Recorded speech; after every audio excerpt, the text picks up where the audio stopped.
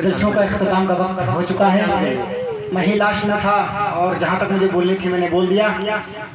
अब आप रुकना चाहें तो हमने इंतज़ाम भी किया है, रुक सकते हैं, और आपके घर करीब हों तो आप घर की ओर भी जा सकते हैं। फिर इंशाअल्लाह सुबह 5 बजे से यानी फजर की नमाज के बाद से हमारी माएँ और बहनें पंडाल के नीचे आएंगी, वो भी अल्लाह तबारक व तआला की राह में खर्च करेंगी, इसलिए कि वो हदीस है वान सईद अल-खुदरी क़ाल खरज रसूलुल्लाह सल्लल्लाहु अलैहि वसल्लम फी असहाब फी इलल मुसल्ला फमर अला निसा या मसर निसा तसद्दक़ना फिरनी उरी तो नफ्स अल नार। अल्लाह के रसूल सल्लल्लाहु अलैहि वसल्लम ने कहा कि ज़्यादा से ज़्यादा औरतें जमात से खैरात करें। औरतों की जमात ने कहा कि कुल्लू वो बीमार है या रसूलल्लाह, अल्लाह के रसूल ऐसा क्यों, मुझे ज़्यादा से ज़्यादा सदका खैरात करने की आप परमिशन पूछ रहे हैं।